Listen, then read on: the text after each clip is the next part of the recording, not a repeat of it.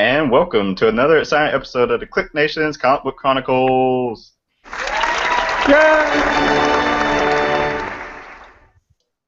I am your host, Tim D-O-double-G. Yay!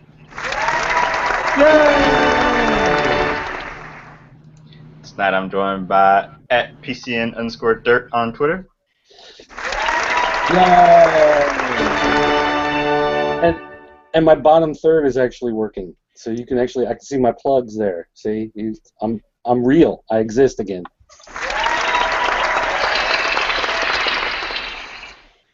Make sure to go to vine.com/ Say something, Dirt. It's Vine comic reviews with no vowels in there. So it's called Vine comic reviews with no vowels. He's vowelless.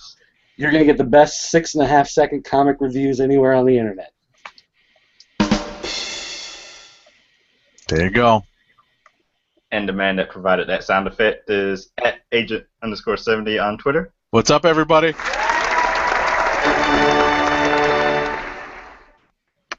And back joining us after a couple weeks off, @RoddyCat on Twitter. Yes, I'm back from the salt mines and outer space and all the places in between. Make sure to go to our website, theclicknation.com, where you can find previous episodes of the Comic Book Chronicles and comic book reviews and news. Follow the Twitter account @CBCron. Like the Facebook fan page, facebook.com/theclicknation. Add us to your circles on Google+. Go to google.com/+theclicknation. Subscribe to us on iTunes, Stitcher Radio, and youtube.com/theclicknation. Use the hashtag CBCron or Comic Book Chronicles on your favorite social media websites.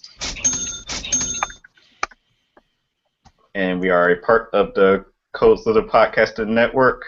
Make sure to go to their website with the new URL, cspn.us.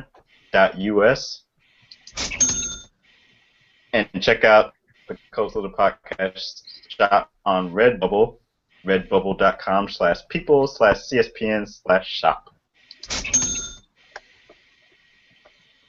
Alrighty.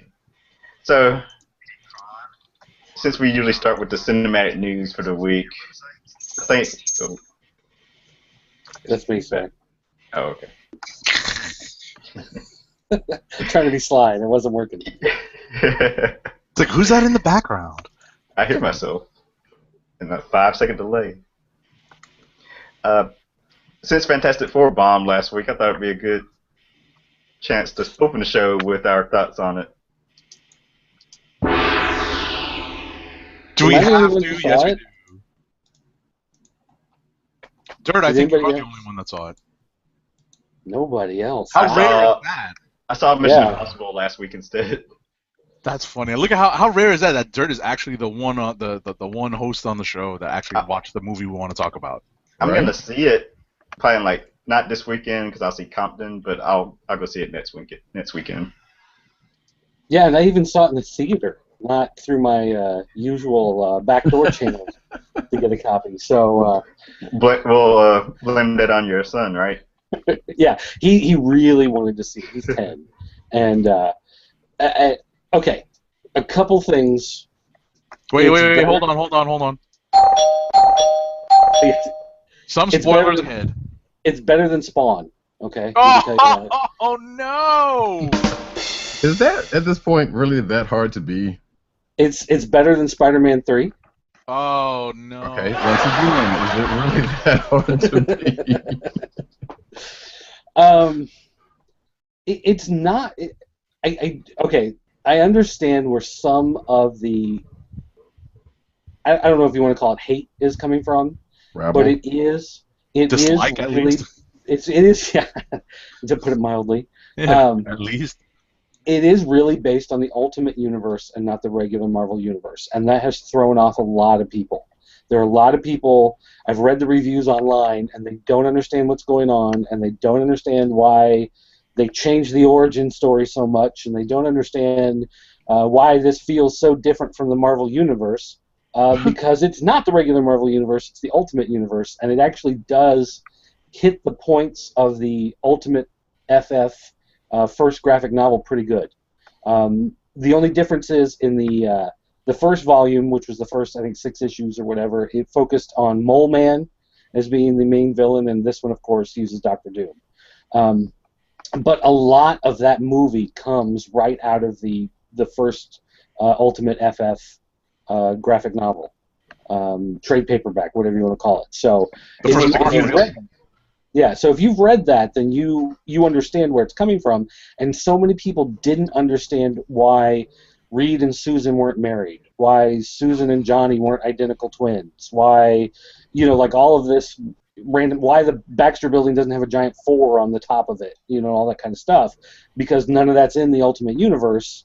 It built towards some of the stuff and didn't come right out at the beginning with it. So that threw a lot of people off, I think, and that's one of the main things that I've seen that people didn't like about the movies. They just didn't understand, why is this the Fantastic Four, because this isn't the Fantastic Four I know of from Saturday morning cartoons and comic books I had 30 years ago as a child. So once you can get past that hurdle, then the movie kind of opens itself up to being a little different. The other main criticism a lot of people have is that it's a lot darker and a lot slower, and that to me is fine. It is not the Avengers, it's not Iron Man, and it's not trying to be. It's much more like Bryan Singer's first X-Men movie, but even then dialed down a little bit, because it is about Reed being a genius and trying to find his spot where he fits in the universe, and how he's trying to build these relationships with the other people around him. And it's much more of a character piece than it is there's a villain coming to destroy the universe and we've got to stop him in order to save everybody. So taking that into account, it's not your traditional summer blockbuster superhero movie, and I think that's another reason why there's been a lot of backlash. There's not a lot of one-liners, not a lot of quick little zingers. And there is some rough language and stuff in there, so it's not something you're going to take a little kid to necessarily. You're not going to take like your 6-year-old to go see it or something like that. So those are the main criticisms that I've seen from people reviewing it, and I think a lot of it is misguided. People just didn't understand how things can be different, how there can be more than one Fantastic Four out there. There's other ways of telling the story, and I think that's what has bothered a lot of people. Once you look at those things and really understand what they're doing in the movie really isn't that bad. Again, it's a little slow, and it's a little darker than the other ones, so if you're expecting to see a lot of explosions, a lot of stuff blowing up, a lot of Ben Grimm picking up cars and tossing them across the street, that kind of stuff, that doesn't really happen. The biggest problem that I had with it is just the fight with Dr. Doom at the end takes place in the Dimension X, and the Dimension X area is a big barren wasteland. And the idea is that Doom wants to suck all the energy out of this universe so he can build that universe as a blank slate to be the universe that he wants, that he can control. That sounds familiar. Yeah, exactly, right? And so they go to Dimension X to stop him. And so their fights are taking place in this big barren wasteland planet, while he's sucking the energy out of the regular universe. So it is a lot of barren desert and big rocky cliffs that they're fighting at the end. So there's no downtown Manhattan. There's no none of that type of stuff that you usually kind of associate with the big blockbuster summer movies. So I think that's another thing that throws people off. But I gotta say, the people who have criticized the CGI on the Thing, I don't know what they're smoking, because that looked awesome and it worked all the way through. Because I was watching for it, like I read a review before I went and saw it. Right. So I'm sitting there watching, like, when does this break down? When does this not work? And I don't see it.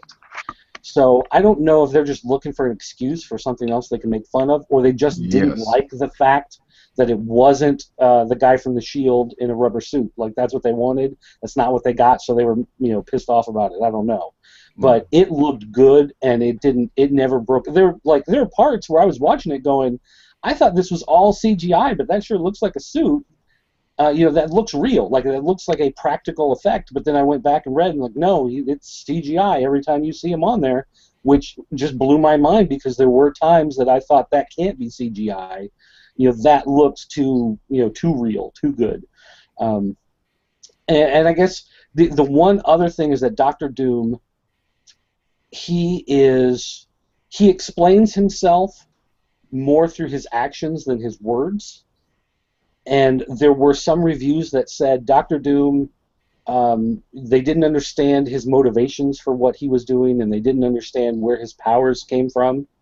And it's much more something that reveals itself than that moment where he stands there holding somebody by the neck, explaining all of his evil plans, laying everything out.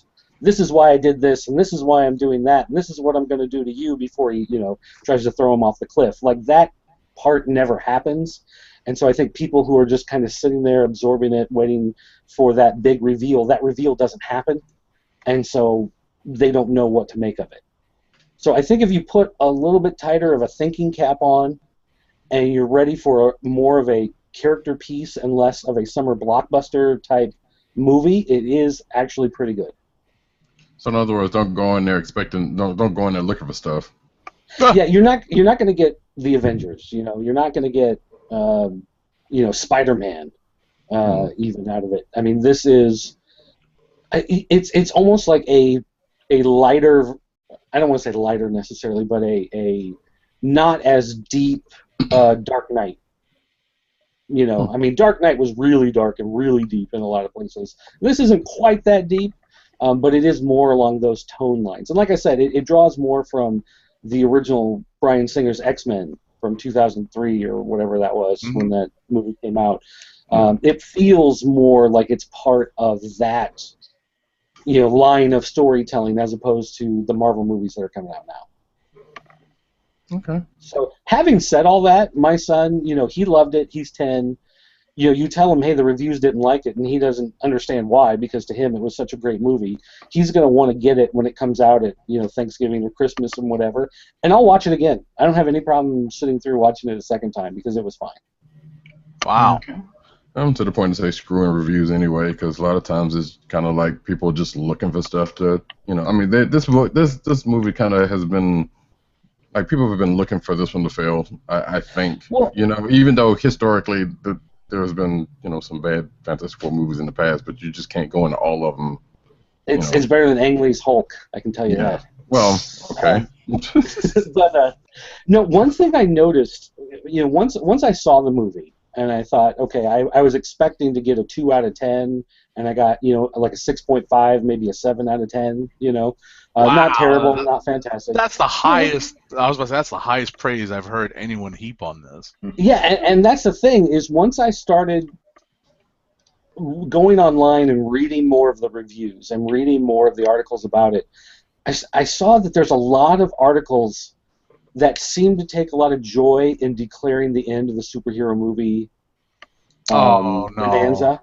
Yeah. And it's not so much that it's this movie in particular. It's that they wanted a superhero movie to come out and not do very good, so they could poo all over it, and then now say, okay, now it's time to go back to good football movies and time to go back to, I don't know, what, Chariots of Fire 3 or something. I don't know what they're looking for, but they don't like superhero movies taking over the box office, and they're ready for them to just go back in the drawer, back for the nerds, back to every 10 years you get one that's good, and otherwise you don't ever see them again. And that thread kept popping up in a lot of articles again and again. Yeah, if you go back and read a bunch of what I was going to say is what I'm missing then, maybe it's the reviews that I choose to click on. You know what I mean? And the reviews I choose to click on definitely differentiate this movie from the Marvel Studios movies. They make a point of, delineating who does what and who's under control of what studio. And there's definitely a thread with that too, because Right. the Andrew Garfield Spider-Man movies are not bad movies either.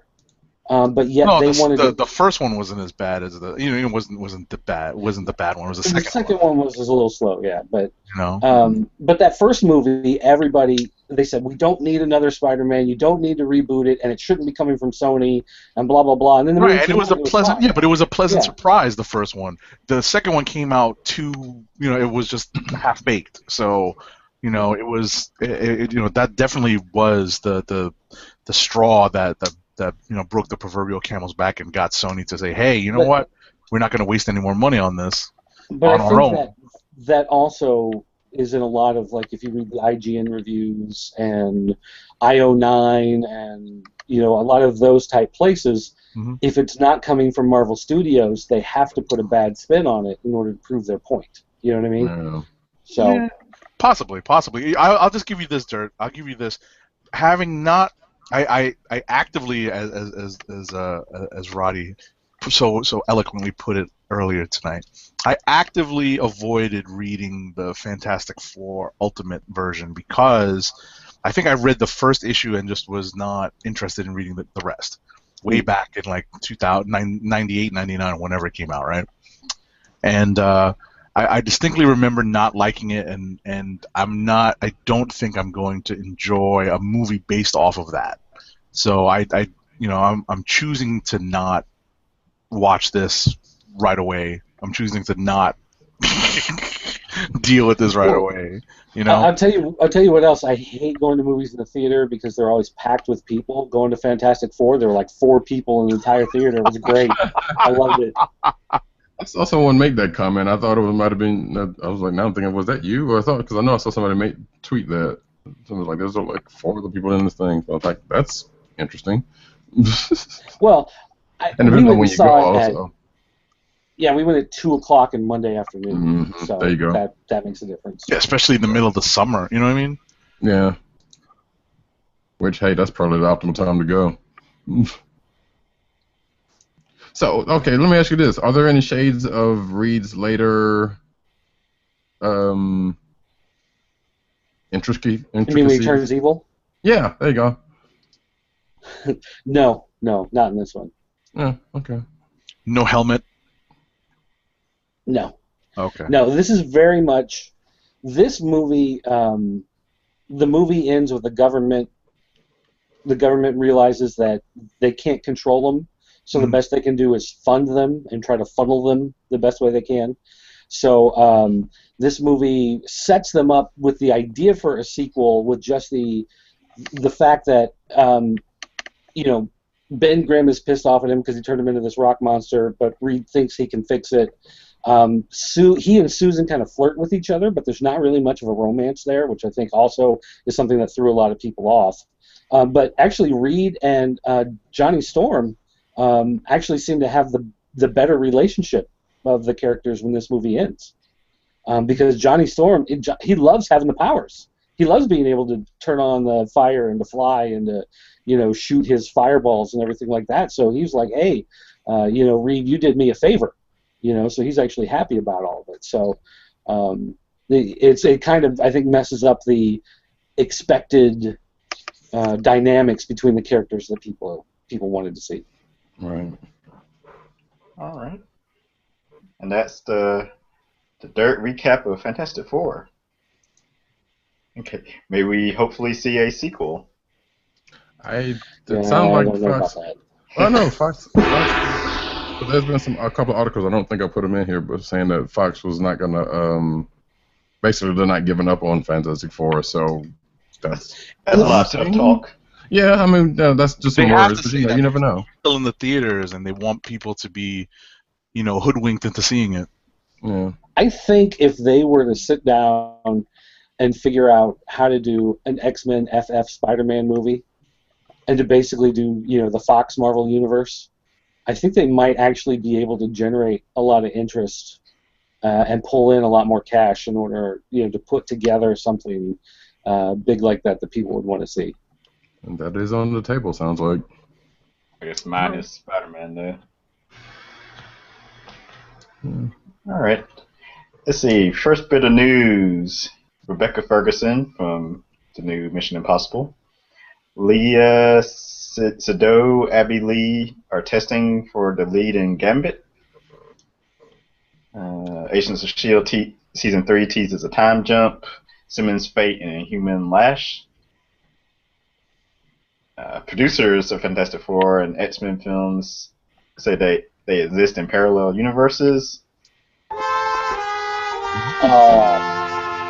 Well, although I guess the Fantastic Four technology is all about hopping dimensions, so maybe they'll rip over into the X-Men universe. They have no real need to rush to do a team-up movie because I think they have till 2020 until the rights But if they want to make money off the FF franchise, that's the way they're going to have to do it.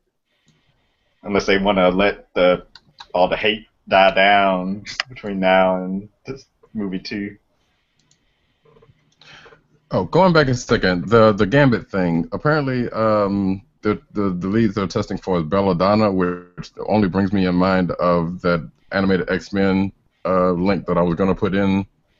I mean, to the X-Men animated series where Gambit went back home, and there was some things, Thieves Guild and all that kind of good stuff. So if you ever get a chance to go back and watch that one, that'll probably give you a good idea. Even though I can't remember what other story she was in. Well, I remember her introduction in the X-Men adjectiveless X-Men comics when Jim Lee was winding down his run before moving over to Image. That's when they introduced Belladonna, and it was a crossover with Ghost Rider. Dirt might remember that. I do not. Oh. Sorry. Not to be confused with the adult film star either. Oh. Oh, no, see, that one I got. No, wait. All right. All right, yeah. The X-Men TV series confirmed in the works at Fox. You can check out Groot's Homeworld and a clip from the Guardians of the Galaxy animated series. There was also another one about Star-Lord that I forgot to put in there. Okay. Madam Mask is coming to season 2 of Agent Carter. James Wan is going to produce a new Mortal Kombat movie. Mortal Kombat. That interests me because he did great on the Fast and Furious films he did. Do you really want to see cars in your Mortal Kombat? Come on. Sure. Actually, if they did Death Race Mortal Kombat, that would be awesome. Well, hey, you can go ahead and do Ghost Racers. That's a thing now. Mm-hmm. Dominic Toretto might as well be a Mortal Kombat character.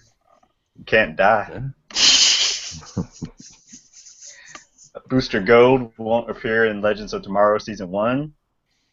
Is there a movie in the works? ? I think that's kind of stretching things. He could be in Season 2. Yeah. Oh, no. It's like it will probably be more than one season, people. Yeah. Isn't season 1 of Legends of Tomorrow a short season? Like it's not 23 episodes, is it? Yeah, I think you're right. It's only like 12 or something.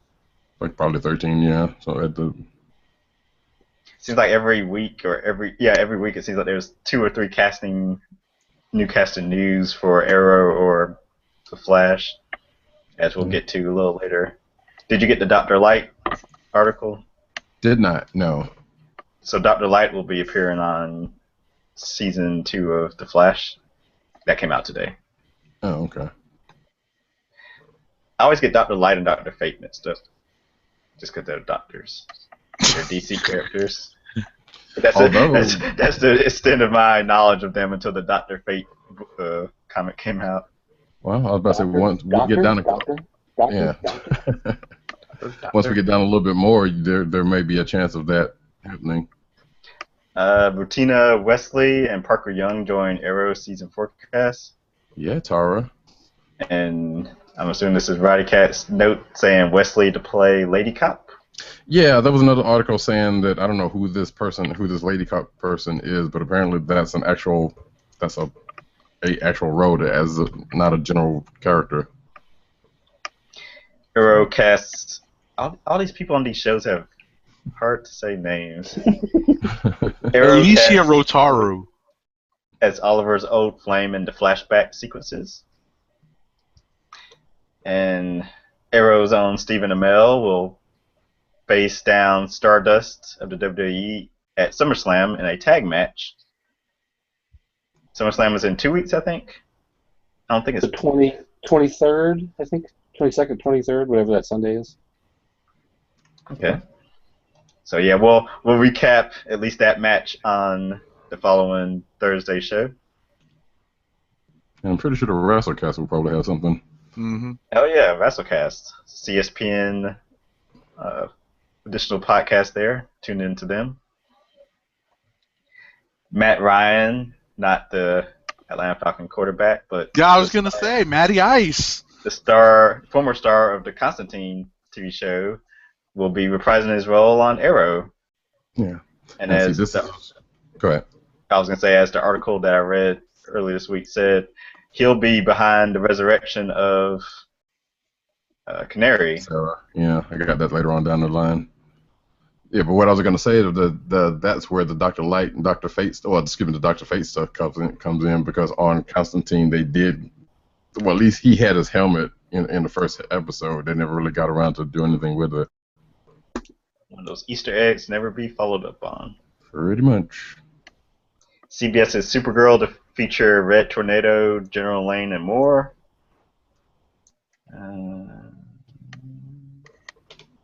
Mark Millar and McNiven's Nemesis. Steve McNiven's Nemesis film adaptation moves Studios. Tom Hardy to produce adaptation of DC Comics 100 Bullets. Is that a Vertigo title? Yeah. Yeah. Yeah. Anyone familiar with it? Vaguely. So you never read it. It was recommended to me at one point. I just never had a chance to pick it up. Okay. And yeah, there were some set photos of Black Panther and more on set of Captain America Civil War. In my opinion, the costume looks good. Speaking of Civil War, there was another article I decided not to put in because it was seeming rather spoiler that I saw from a couple of weeks back. I mean, not a couple of weeks back, a couple of days ago about somebody's going to die, presumably. But the beginning of the article didn't seem like it was who, if you've read Civil War, who you think it was going to be. Mm-hmm. So, but I didn't read any further into it because I didn't want the spoiler. But it's out there. Be careful. Okay.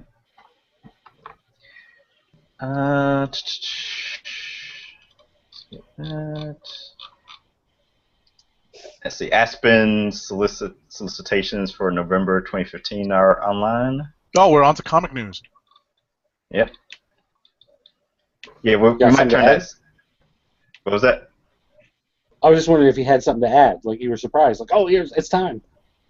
I guess because you're saying because I skipped over what we're probably going to turn into an article of like interview links and whatnot. There is a two-parter on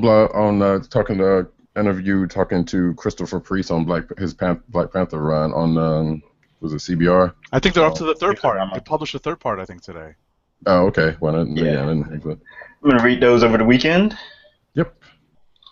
All right, comic news.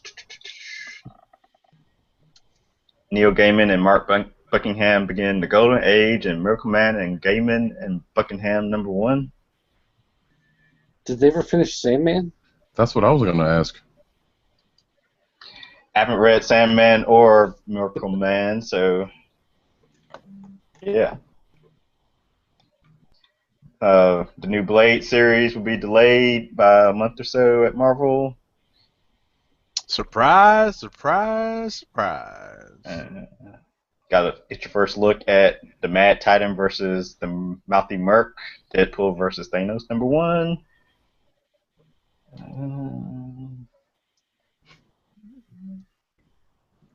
There's a Marvel Cinematic Universe Risk board game. Yep. The creators of Cable and Deadpool will team up for Deadpool and Cable Split Second, a Marvel Infinite comic. They switched around and put the person that actually has a movie coming out's name first. Marvel continues to expand MarvelKids.com with new Ultimate Spider-Man digital comics section. San Diego State University crowdfunds to catalog 20,000 comics.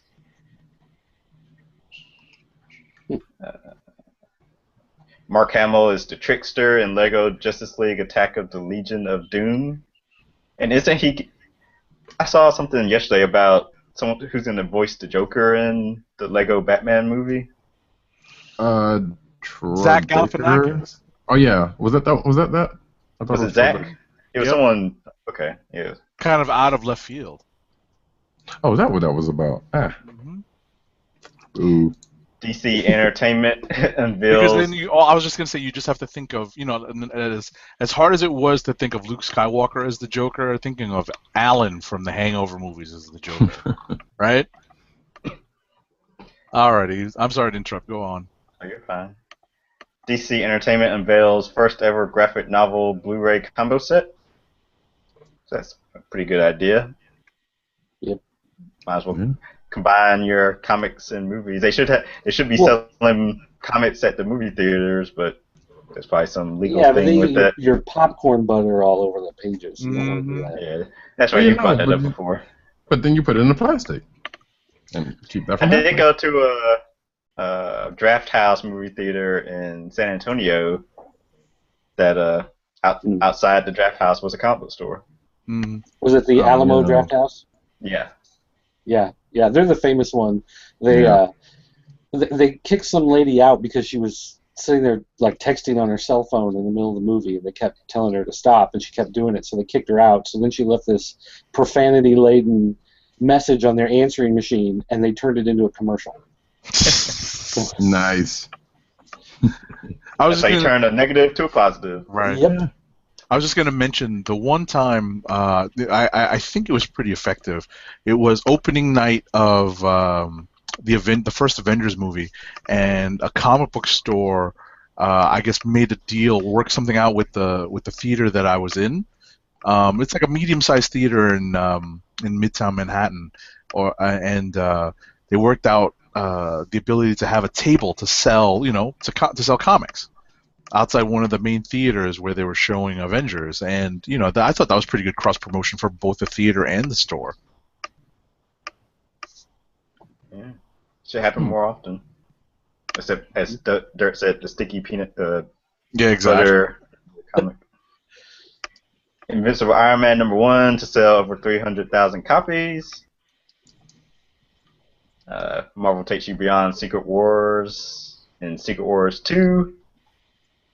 Dungeons and Dragons comic comes to Humble Bundle. I bought that. Anyone got a Humble Bundle? Yep. I bought when they did the Transformers bundle from IDW. I bought that bundle. And I buy video game bundles from them all the time. That was the main thing they started with, was video games. But then they added in the books and stuff. And with the comics, what they'll do is you pay whatever the price to unlock whatever tier of the books you're going to get, and then they just have a web page that is locked to your account, and you can download it as a PDF, as a CBR, I think whatever Apple uses, the Mobi or whatever format, the ebook format they use. And there's one other one, I forget what it is. But they're not only are they different formats, but some of them are different qualities. So if you want like a 700 megabyte PDF high quality file of a graphic novel, you can download it, or you can download the one that's like 120 megabytes. That's a little easier to carry around and sync with your portable devices. But they do give you a lot of options with that stuff to download it. So yeah, I was actually thinking about 2 weeks ago that I wish I had that old DC Dungeons and Dragons stuff, and I saw IDW had been publishing them, and I was thinking maybe I should order some of those graphic novels. And then they announced this bundle, and I was like, as soon as I saw the bundle, I was like, done, bought, click, buy. So it's a pretty good deal. Yeah. Yeah, I need to. What kind of video games? Like PC games or? Yeah, they're all Steam PC games on Steam. Yeah, I don't understand how that works. You just get Steam keys. Well, how does that hook up to my console? Yeah, well, you can buy a Steam box. Yeah, Steam boxes are coming, I think, for Christmas this year. Yeah. You can buy a Steam box, hook it up to your TV, and you can play all the PC games with a controller on your TV set. And they have Steam for Mac, even though there's not as much as on the PC there's side. like So. War game, because that's all black players play. And the last bit of comic news today, Marvel announced a Devil Dinosaur and Moon Girl project for all different Marvel. I read the article, and I'm actually kind of, despite what I said earlier, I'm actually kind of excited about this because it's the team from Rocket Girl, which I just finished reading this past week. Right, like Amy Reeder and Brandon Mindflayer. Right. Mm-hmm. Is the series done? Or is it I don't know because it's one of those image books where they put it out whenever they have time. Well, see, that's the weird thing because the last one I read was issue 6, and it looked like it was poised to continue, but I don't remember seeing another one after that. I think they've solicited up through 9, and the idea was they were taking time off in between Volume 1 and Volume 2. Right. And Volume 5 was the end of an arc, so they had just started back up. Yeah, so issues 7, 8, and 9 have been solicited, but they were holding on to them for a while before they were going to put them out and start them up again. And I don't know if that's slated to come out like next month or the month after, but it's getting ready to start up again. There was another book that was the same way, another image book that was doing the same thing, where they were basically taking the summer off. And I don't know if that's just to catch up, or maybe. Because I know they came back this week, right? Yeah, this week. Yeah, started back up this week. Yeah. Yeah. This always reminds me of the statement that friend of the show, William Bruce West, always brings up about how he never trusts image books, like besides Saga, because they'll start and never finish. Mm-hmm. Black Science, I believe, does that also. Yeah, I don't mind taking a break, after arcs, so let the artist catch up or let the trade sell and then come back. But it's the ones that you just never hear from again, and there's no word on when the series will start back up or whatnot. Right. He always likes to make that joke. Yeah, Dying in the Dead from Image. They just this week announced the cancellation of all the outstanding issues of that. There were 3 or 4 that they had solicited that never came out, and they finally just canceled them. And I don't know if there's any word that it's going to come back or not, but Diamond just finally said, "You're done. It's been too long. You're out. Cancel." Mm-hmm. Nice. Okay. All right. Time to read the ad for the week. Tonight's ad is Skull Candy. Skull Candy makes the best headphones, earbuds, and gaming headsets, all with lifetime warranties. Skull Candy produces many types of audio accessories, including headphones, sports earbuds, Xbox gaming headsets, PlayStation gaming headsets, DJ headphones, iPod headphones, and MP3 headphones. And now, for the listeners of Chronicles, Skull Candy offers free standard shipping on your order. To help keep our podcast free, order from Skull Candy by going to cspn.us. That's cspn.us, then clicking on the Keep Our Podcast Free link. Click on the Skull Candy banner and then shop for high-quality audio accessories with free standard shipping. Woo! Alrighty. All right. I want to do a couple books in order. All right. Because of the order I read them. Yeah. So I want to go through this process here. One of the first things I read this week was Batman 43. All right. And for the last, several issues, we've had Batman gone, Jim Gordon is in the Batman suit, and there were these hints here and there that Batman is still, Bruce Wayne is still out there somewhere, but Bruce Wayne is not Batman. And it's one of those things that you're just like, what the heck is going on? Mm-hmm. This issue came out, and this issue explained so much.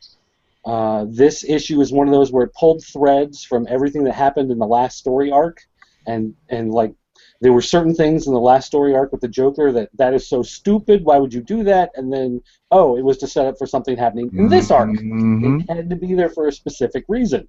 Mm-hmm. Artwork was beautiful. Coloring was beautiful. It got me excited for the story. When I heard what they were doing with the mythos, when Alfred explained everything and how so much has changed in just who Bruce Wayne is and what Batman is, and how it actually has weight and meaning, and it's not like a 6-issue gimmick just to try to drive sales. It's actually part of the ongoing story. I read this and I just thought, oh my gosh, this has got to be my click of the week. I see where you're going with This this. has got to be. So then, well, we can come back to this in a minute if anybody wants to add anything. But I read that, and then I read, where'd it go? I read Lando, and I started reading Lando #2, and all the characters were awesome. The storyline was awesome. Everything that happened, it felt like this was a hidden part of the Star Wars universe and the Star Wars mythos that somehow we had missed over the years. And finally, this was getting filled in. I heard the voices of characters in my head. When I thought back to it, I was imagining actors in the scenes, not thinking of the comic necessarily.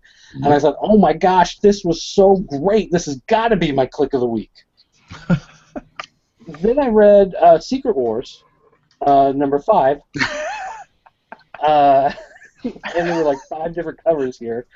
Then I read Secret Wars #5, and it explained so much of what was going on.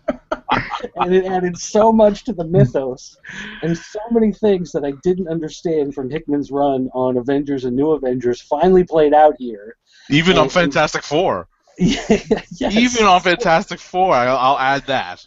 And so much of this stuff came to light, and it reminded me of stuff I had read, 2 years ago, and now here it was finally making sense. Yeah. And I thought, oh my gosh, this was so great. The artwork was beautiful. The story was great. This has got to be my click of the week. And now I don't know what to do. Now I'm just completely lost. I mean, that's a good dilemma to have in this case, but Yeah. Actually, Dirt's story almost mirrors mine, because as I finished earlier tonight, I kind of like just sat there and I was like, I have no idea what my click of the week is going to be, because I've honestly read like 4 books that I loved. Yeah. Yeah, my sequence is a little different from Dirt's, but I'm definitely on board, because I started with Secret Wars and I was like, oh, so that's what's going on, and that's where they're going, and this is what. And I love I consistently love the callbacks to the original Secret Wars, like the base that the Future Foundation is in. I don't know if anyone caught that. The what? The base that they're in. It looks like a tuning fork kind of thing. It's like a 2-prong. It looks like Black Bolt's little thing on his head. Kind of, right. And that's a direct callback to the original Secret Wars, one of the designs. Yeah. That was in that. Now I feel bad because I hadn't read Secret Wars yet. I was waiting that for last, and then I got caught up in other stuff. Oh no! I led with this because I wanted to see. And what's great about this is that more and more we're starting to see cracks in the reality that Doom has created. And now, and there's definitely a cool cliffhanger at the end of this issue. So I'm on board with Dirt's review of this. This is a great turning point in the miniseries, because it does explain a lot. It does set us on the path towards where this story may end up. It does follow up on what happened in the last issue, which was a big deal. Well, for me, one of the big things was what's his name, Molecule Man. Mm-hmm. His whole making an appearance. I was about to say let's ring the spoiler bell, because he does make a reappearance, and in a weird way too. His name's in the solicit, so you knew 6 months ago when they originally solicited this to be out that he was in there. But anyway, his subplot in the Avengers books, like, I never understood exactly why he was there. Mm-hmm. And you understood that there was some relation with him and the Black Swans, that somehow he was a key to something, that there was, for whatever reason, the Black Swans were drawn to something and he played a part in it, but you didn't really know. And this is one of those things that just kind of said, okay, here's what you saw, and you saw this, and this is why this happened, and this happened there. And didn't they already reveal that in? They did Well, at the end of the Avengers runs. Yeah. I was about to say, yeah, because they kind of they made it, they cleared out his role. So they explained in there, like through Doctor Strange, explaining how what his involvement was. But this pulled in Molecule Man and explained it his way, which added a little bit to it, but then also the way he explains it is not the same way that Doctor Strange does, in the sense that Doctor Strange likes to use a lot of $10 words, which don't do too well in this show. And Molecule Man is a lot more about just plain simple English. Here's what happened, and this is what it was. $10 words. All right. That's cool. I made a prediction about, and I don't know if this is going to go through it. I wish I had read it first, but I was trying to. There was a reason why I didn't. But I made a prediction as to of certain uses of, and this character. I mean, the cover kind of plays on, but like, how did Doom get to the point to where he is now, in a way, after the end of the Avengers? Huh? Did they show that? Well, I mean, yes, kind of, but I mean, there's a specific part that, if you remember from the original Secret Wars, you saw him get the powers, and then you also saw him start to crack, and the subsequence around that. Right. I was just going to say, one of my favorite exchanges between characters that I read this week was between Doom and Valeria. Towards the beginning of this book. And there's a great exchange. I'm going to quote it, and I'm not really spoiling anything, but you can sort of get the gist of what a Doom as a parent would say to a semi-petulant child. Undying love and eternal patience are not the same thing, child. Do not confuse them. And I was like, ooh, I got to hold on to that one when I have kids. Doom's always had that soft spot for Valeria. Yeah. Yeah, but that's such a great line. You know what I mean? Such a great line. Got to make sure to praise the art from Isaiah Ribic. Yes. There's a couple of panels after the funeral for Sheriff Strange where there's like no word balloons at all, but you convey all that emotion on from Doom just from the way he drew him, staring at Strange's statue there. Right. He's able to portray or evoke emotion from basically an unmoving mask, and that's pretty good. All right. So that Secret Wars. I can speak. And I was about to say, and Lando, definitely a candidate for Click of the Week for me. I loved reading that. I had such a good time. And just to echo what Dirt said, because I know we said this the first time we read the first issue of Lando, where you could hear Billy D. Williams speaking. You could just hear him, and you could just you could actually imagine this story playing itself out on screen. And I give Soul all the credit, and was it Alex Maleev on art? Right. The likenesses are just they're not like photorealistic the way Cassidy sometimes are, but they're good enough and quality enough where you just sort of kind of lose yourself in it, and like I said, you imagine yourself watching it on film, and that's pretty good. I never got into like Star Wars expanded universe stuff. Same. And so this for me is more of seeing stuff other than just the Luke and Leia, Darth Vader, saga that everybody knows. Right. Kind of branching out to a different part, and because it's a character that's familiar, but Lando was used. He's just tied into Cloud City and the attack, the final attack in Jedi. Mm-hmm. Otherwise, in my mind, he doesn't really have any other place. And now that he finally they found the perfect spot for him in this story. Whereas he feels to me more of a real fleshed out character, not just some guy that they needed to be at the right place at the right time to get him out of a jam in the movies. You know?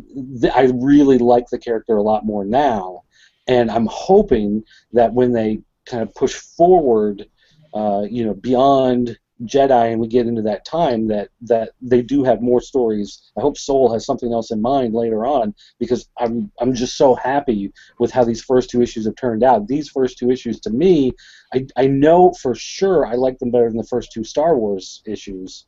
I don't know about Darth Vader. I might have to go back and read through those again, but I definitely like this story playing out more than even in that original Star Wars arc, and I love that arc. Yeah, I want to see what happens in the Battle of Tanab, because when the part in this book where they're trying to get away from the Empire and they're doing a little, well, it wasn't so much of a maneuver because we've kind of seen something like that happen in other places.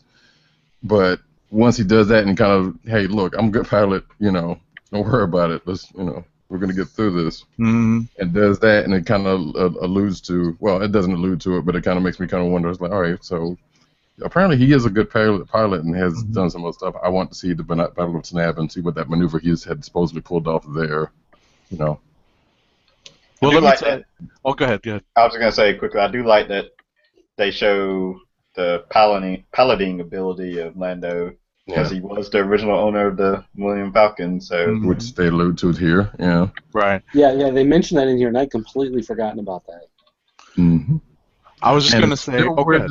No, I'm sorry. I was about to say it's still weird to see Lobot talking. Yeah. He has the dialogue in this is, as y'all have been saying, was great. It's just so free flowing. And it may be because of what happens at the end of this issue. Yeah. It may have something to do with the reason why he never seemed to speak in the movies. Mm-hmm. I was going to say there is a great cliffhanger in this issue. I was just going to say this is another comic this week where there was a line or sequence of dialogue that I fully intend to lift and put into my regular lexicon. When after they do this maneuver and Lobot says 1,000 times, you did that maneuver 1,000 times, and Lando's like, in my head, it worked. I absolutely loved that. Yeah, I enjoyed Great that writing. And you can hear Billy D. Williams say it in your head, and it's so, it just makes it so good. Mm-hmm. All right. What else do you? And then Batman. That's what I started Batman. with. Batman. I'm not as keen on Batman as you may be. I don't know if I'm so happy with this new status quo and this semi rebooting of the Bruce Wayne character. Obviously, they laid the groundwork for the reboot being kind of a soft reboot. We'll put it that way. It's not really a reboot so much as it's just a new chapter. Right. No, but when I say reboot, like I literally mean what they're doing to the the character's physiology. You know what I mean? Yeah. So it's more of a basically without spoiling too much. It's not a reboot of the series. It's not, exactly. It's a reboot of the actual. There's no character. retconning or anything going on here. Right. So, I wasn't so keen on that, but it was an interesting read nonetheless. I'm intrigued by this new villain and what this new villain. Obviously, they set up with the cliffhanger. The possibility of this new villain being a big player on the scene in Gotham, but we'll see where that goes in the next issue. Well, and for me, one of the things was the threads that came out of that last Joker story, Endgame. I wasn't necessarily too thrilled with Endgame, and there were some questionable aspects to the story that were brought up, and I wondered why they did them, and now I see why. They didn't do them only for the fact of throwing a twist into the Endgame story. They actually had something else in mind that plays out in this arc, and that to me adds a layer, to that story that helps to build to this story that I enjoy so much when the writers, pull those things out of the old stories, or at least maybe I don't know if he went back and said, I can use that in this story, or if he put it in that story so it would be there for this one. But I like when those things connect and tie together. And everyone else is muted, so it's just me talking. I'm unmuted. All right, fine. I unmuted. Everyone's typing in the background. Now, every time I move my chair or something, it tries to pick it up.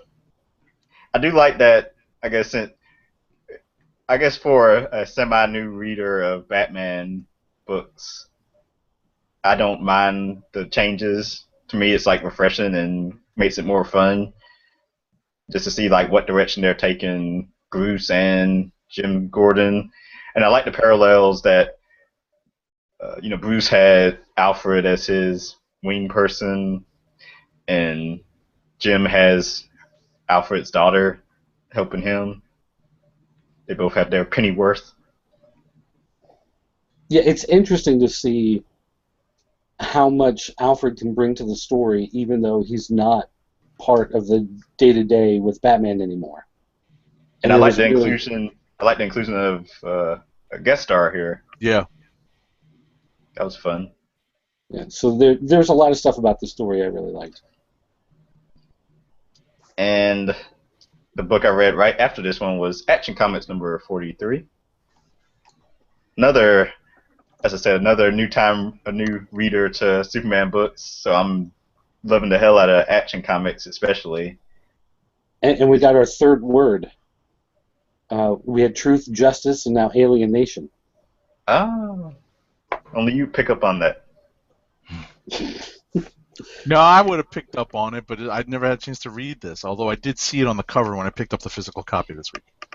I like the grounded approach they're taking with this Clark Kent story of him, battling, even though it's police, with the community of his residents in his neighborhood. And Cooter's art is awesome on this. There's I'm probably gonna make that last page my Twitter avatar. Just how badass he looks. Well, one thing I didn't like some of the characterization of certain people in the last issue, and it was one of those things where it's because secrets were revealed in this issue, without giving away spoilers. Secrets revealed in this issue explain why they acted out of character in the last issue. So, in a sense, it redeems parts of the last issue that I didn't necessarily like. Here, it makes more sense and makes more of a coherent story. So, it not only makes this one more enjoyable, but then it also, pulls that other issue, back, pulls it up a little bit higher in my mind. So I don't dislike it as much as I did a month ago when I read it. None of all the characters are new to me, so I'm not sure how people were supposed to be acting to begin with. Well, the ones that you found out in this issue are not, that have secrets. I'm trying not to spoil here. All the ones who were not who they seemed to be. Okay. So it's not that you were familiar with the characters, but as the characters they didn't seem to be acting in a logical manner. But now we find out why they were acting so out of place. I can say it that way. Sure. Okay. And also, I want to give a shout out to an average comic geek who is you saw it too. watching us. Yeah. Just wanted to throw out the shout out to him watching tonight. He actually sent us a question. Well, he's leaving comments on Google Plus. Okay. But I just pointed him towards the Twitter page. Did he post something on Twitter? Yes. Okay. Just like a second ago, he's asked, "What are our opinions on the new Halloween Returns movie with Michael escaping death row?" As long as it's not done by Rob Zombie, I'll be happy. I mean, that's really where I come from on that. I like the Halloween movies, generally speaking. They started to get silly towards the end, and then they made those reboots, and I just couldn't stand them. Okay. I like the character. I haven't watched any of them, so I have no opinion. None of them? I've never been like a scary movie Halloween type person. I need to see stuff blow up or action or something to make me laugh. That's my range. The first one is one of those. The original John Carpenter's Halloween is one of those that you have to watch in widescreen.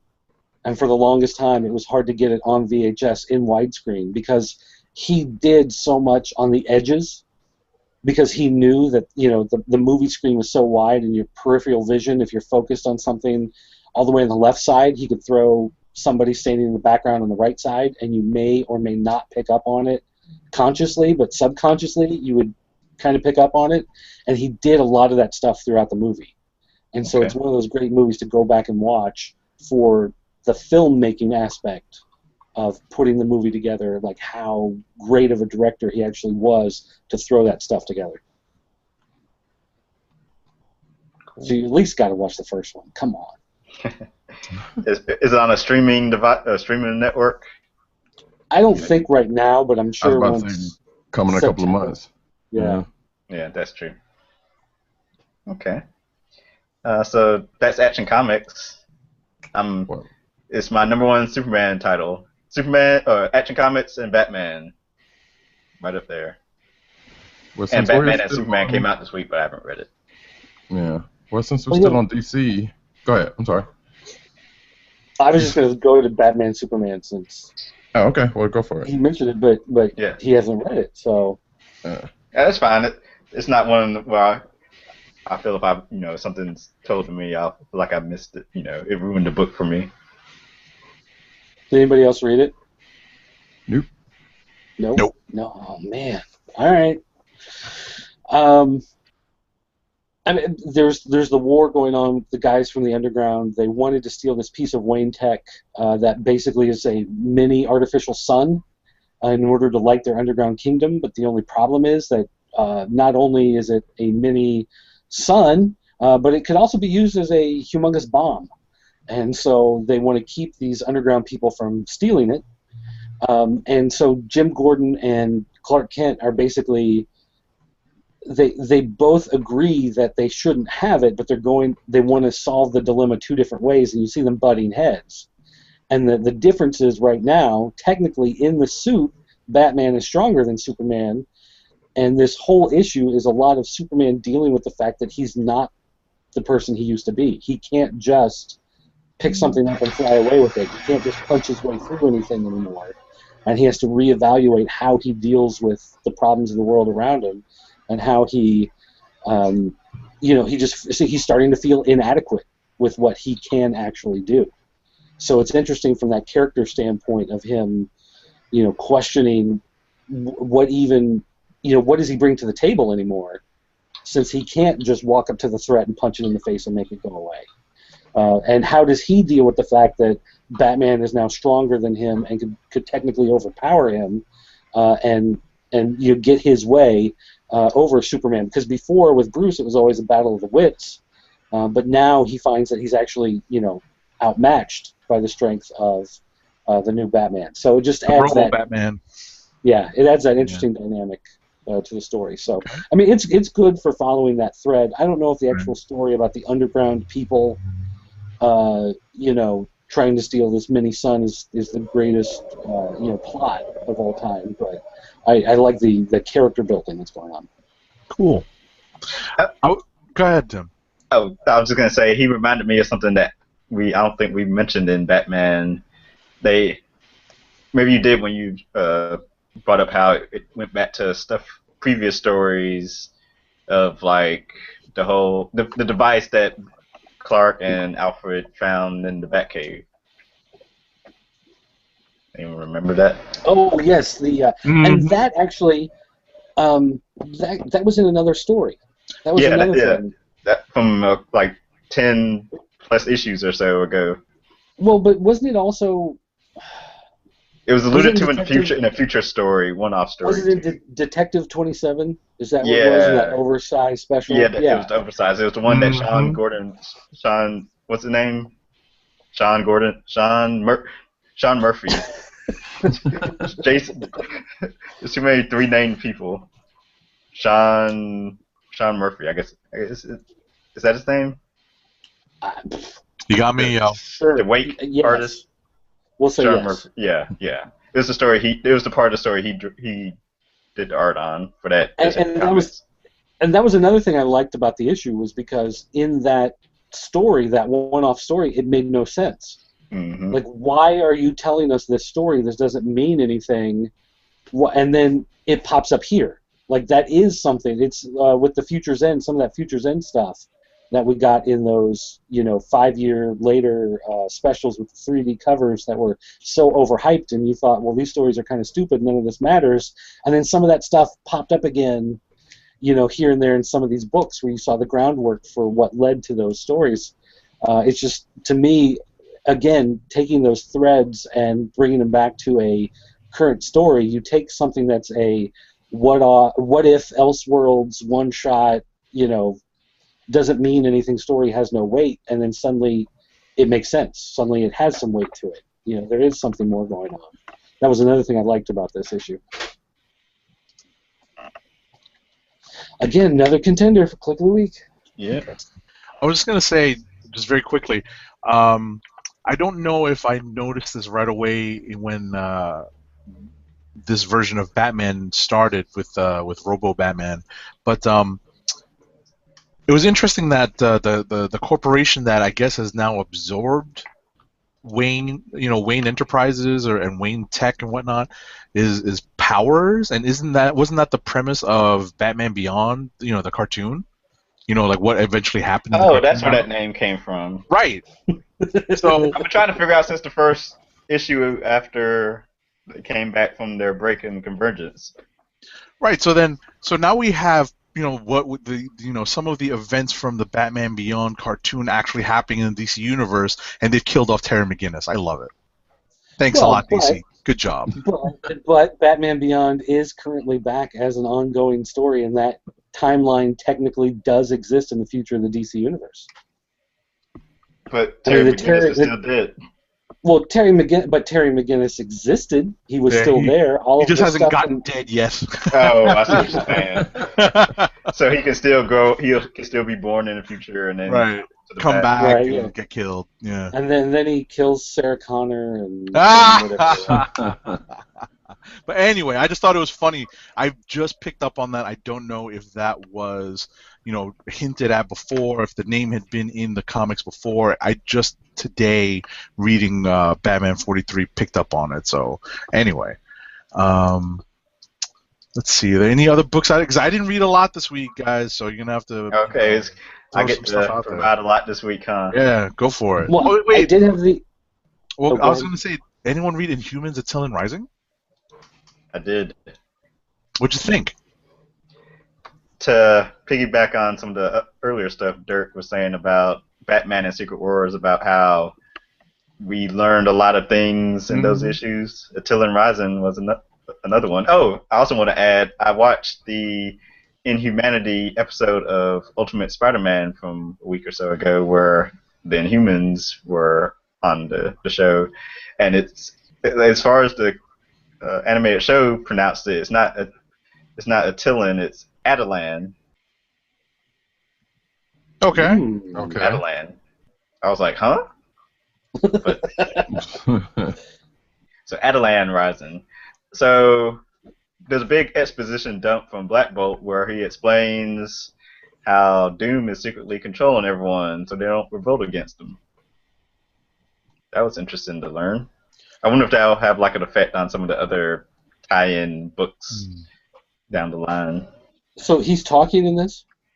Yeah, he talks all the because I guess because we also learned he has not undergone Terrigenesis.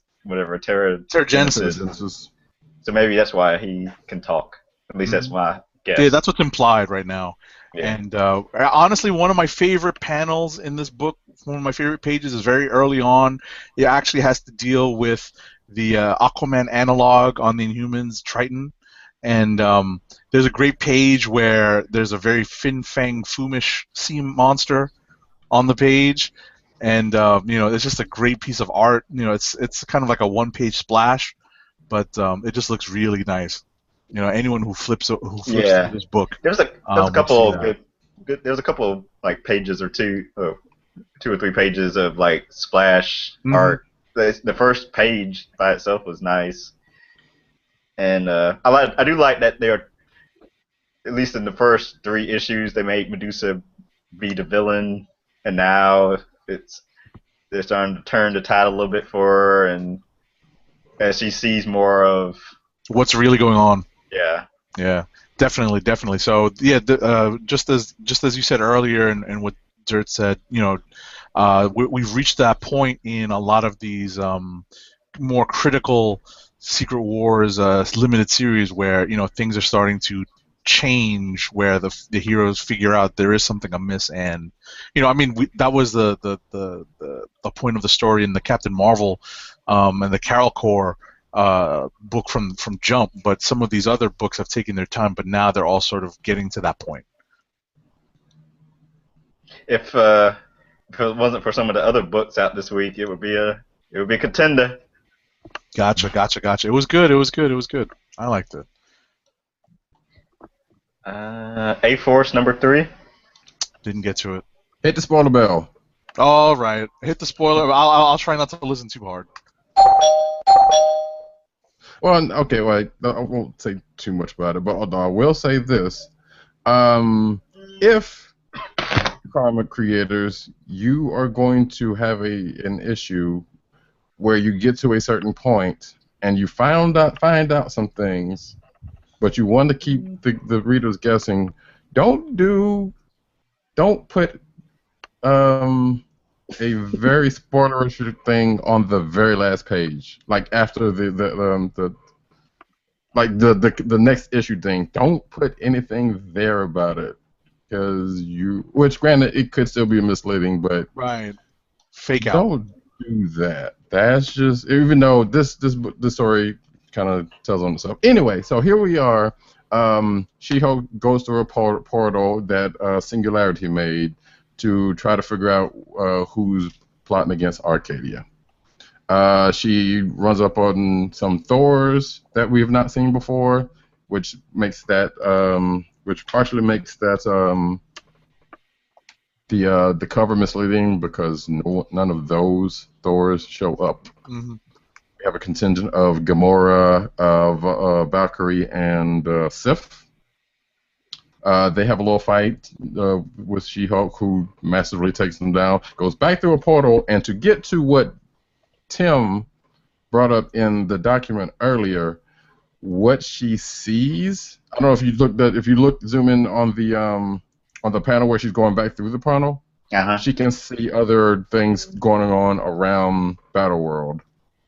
And what happens is, and she also catches who's behind, or she gets she gets a clue as to who's kind of behind it, because she finds out in that panel, is like, wait a minute, the stuff that's going on is coming from within Arcadia. Mm-hmm. I guess I might have to pick up the physical copy of this, because I couldn't. It was hard for me to see on the digital. Well, so what I did, I just went in and zoomed in on it, because, like, yeah, you could see there's some stuff there, but you kind of can't because it's all real tiny. But so I zoomed in on kind of see what she was watching. So, I mean, what she was looking at in the panel. Right. So you can kind of see that. Now, granted, that's not really a good giveaway, but you can kind of see, like, in her eyes and around the cursory, the panel itself, you can kind of see stuff that's going on, and that's when she kind of picks up and is like, oh, wait a minute, this is coming from within, because she recognizes that the magic was from within. And then as she gets back and kind of rallies the troops, as it were, because those same Thors come back through, you know, she starts to realize that, hey, they need to figure out, they need to find out who's doing this. And go ahead. I was going to say, this came across as a very emotional issue for me. It did, because this was my heartstrings. Yeah, a little bit. Really? Because what we thought. Tim has a heart. I'm confused. Oh no! Because what ended up happening is the A-Force ends up going up against the three Thors, and then someone seamlessly turns traitor, but not really. And that self-same person ends up getting dealt with by the end of the severely. Issue. Yes. I haven't read it, and I'm sure it's severely. Yeah. So, and then we start to see where A-Force starts to go on the run, because Singularity once again helps to hurt them out at the end of the issue. And we also actually, if you look at a certain panel, which historically would be, hey, no surprise, you can kind of see who may be involved in what is going on, because there's some panels, there's a couple of panels near the end of the issue that might tell on itself, and then the next issue page may exactly tell what's going on or who's involved with it. So there is that. But outside of that, it was a good read, and it was kind of emotional, because it was like, hey, some things happen to somebody, and the body count rises. Interesting. All It right. was a good read. Glad to hear it. Let's see. I can get to Descender number 6, which I reviewed on theclicknation.com and popculturenetwork.com. This was the end of the first arc. We get, after the surprise that we learned from last issue, spoiler alert, All right, spoiler alert. that the guy on the cover that Dirt has up, Dr. Kwan, was not the creator of Tim 21, the robot kid, who's the star of the book. So we learned that last issue, and then the about 3/4 of the book, issue 6, deals with the flashback of him, Dr. Kwan, basically saying how he stole the work of his mentor. He got all the fame, and he's not sure what happened to Professor Solomon. He believes he's dead. Of course, I believe since there's no body, he'll probably show up later on down the line. But so basically that's the entire issue, except for the end, where of course Tim 21, Dr. Kwan, and the other members of the United Galactic Council who got captured by the Scrappers, they're about to be dealt with by the Scrappers because they're tired of Dr. Kwan's whining. But then all of a sudden there's an explosion, and in enters the robot resistance, because of course there's another sector group to keep up with in this book. So we have the robot resistance, the Scrappers, and the United Galactic Council. And then the robot resistance shows that there's a Tim 22 robot who looks just like Tim 21. Ha! And then the book ends. So I believe this was, of course, one of the many comics that has been optioned for a movie or TV show or something. This definitely be one I'll be more interested in watching, because I could just see it being like CGI and the special effects in it should be awesome to at least bring Descender to life. Mm-hmm. The story has, again, it has heart. As y'all say, I have no heart. Mm. But, it reminds me of Toy Story. You're caring about this boy that's a robot, but he could be, much more, just because of his programming, which we don't quite understand just yet. Oh, he's also kind of Pinocchio, but anyway. Yeah. Pinocchio. These stories, as you can tell, these stories have been done before. Just gotta twist it. Yeah, that's a fine. different way. All right. Let me throw out. Anyone read? You know what, Tim? I'm gonna throw out Years of Future Past number 4. It's the last book I read this week. Okay. And I don't know if anyone else read it. Anybody? I haven't read the last 2. Bueller. So just very quickly on this, I did not like the turn of. I did not like where the story turned in this issue. Even I started to feel like Tim was right on when he says, the Battle World and Secret War is tries to preserve as much of the Marvel universe as possible, but it still sucks to be a mutant. And it does. It's all very anti-mutant all the way around, and this issue was just very there was a couple of just turns of phrase and the direction of the story just made me kind of put it down and say what. So I'm not. I can't say I was enthusiastic about finishing this book and talking about it. So that's. But can you trust a dirty, filthy mutant? Ah. What about Dirty, Filthy, and Human? I do like that they have been making a point to emphasize how Doom and everyone in Battle World hates mutants. Yeah. Get back to the everyone hates mutants thing. That was the mutants thing. Yeah. The only redeeming part of this issue, I did get a physical copy of this, is the cover. That Art Adams cover is beautiful. It is. Yeah, I know. I almost got it just because of that. That's like poster-worthy stuff right there. All right, let's see what else you guys read. I mean, I didn't, just throw something out there, man, because I didn't read. That's it. I'm out of stuff. I read being King rapid? number one. I read King number one on through NetGalley, which is a book reviewing website. I actually read it a couple weeks ago, so I don't remember exactly what all happened. So I'm gonna give it a reread this weekend to hopefully get a review out for it. I do remember it's by Joshua Hale Fialkov and Bernard Chang from, I forget the publisher. Crap.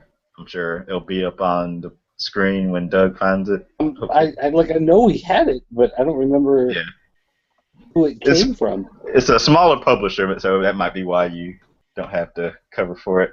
I remember it being like some type of like post-apocalyptic world where it's like humans and weird alien creatures are living together, and the main character is like some delivery person, I believe. That might not be totally right.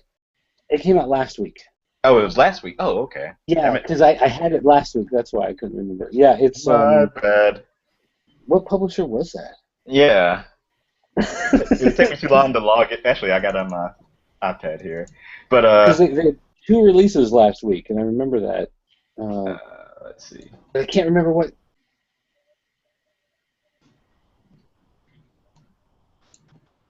Yeah, I can't read the small print. Yeah, that's annoying. Jet City or something like that? Yeah, it's Jet City Comics. That's it. Okay, yeah. At least we gave the credits, the right credits. But yeah, it was nice little. I think it's a mini series. I'm gonna try to keep up with it, but at least I want to shout that out. And that is all I read this week. All right. Well, let's see here. I've got a few things I can throw out here. Justice League: Gods and Monsters.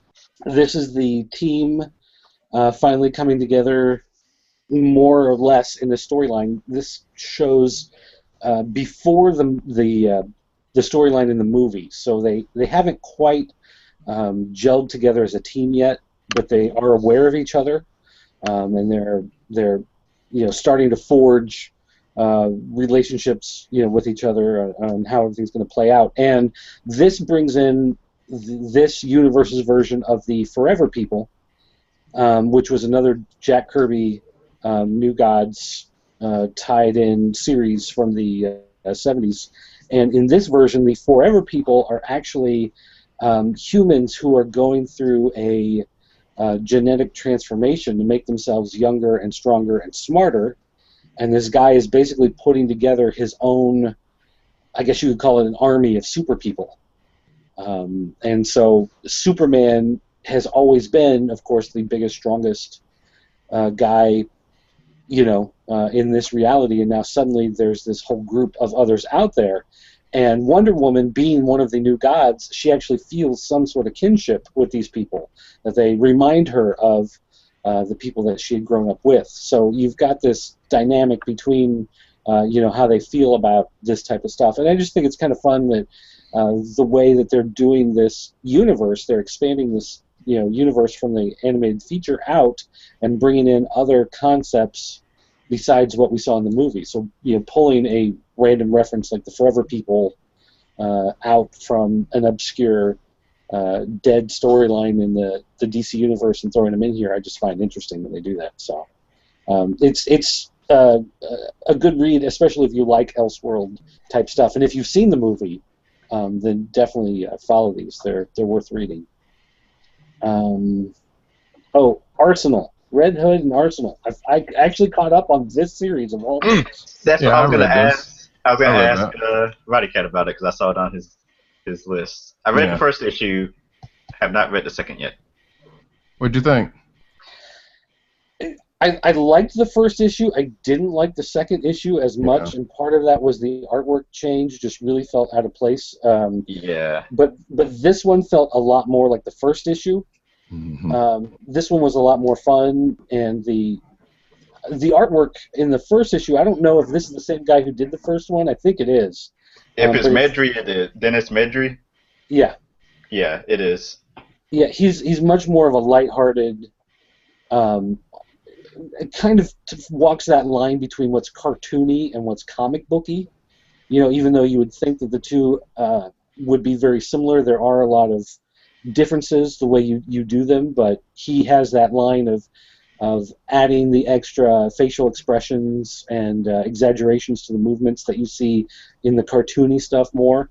But with the storyline that they're telling here, is actually it's fun. It's a funny book. It's humor, and his style actually works really well. The artist that they had do issue 2, I just didn't think fit, and I was really sad that they had changed the artwork. But in this one, they went back to it, and it fits the tone of the story a whole lot better.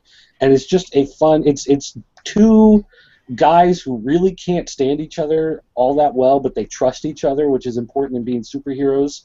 So they're working together, and you just get that kind of odd couple, almost superhero sitcom, odd pairing of personalities coming together. I'd never read the series that they had before in the old DC universe. I was loosely familiar with it. Was it Red Hood and the Outsiders or Outlaws? Red Hood and the Outlaws, yeah. Yeah. So reading this one, to me, I feel much more inclined to continue reading this series than I did with that old series. Interesting. I will say that over the weekend I opened issue 2 to read, and I got to the first page, and I was like, no, this artist. Yeah, yeah. It looked a lot. It reminded me a lot of Kenneth Vacafort's art.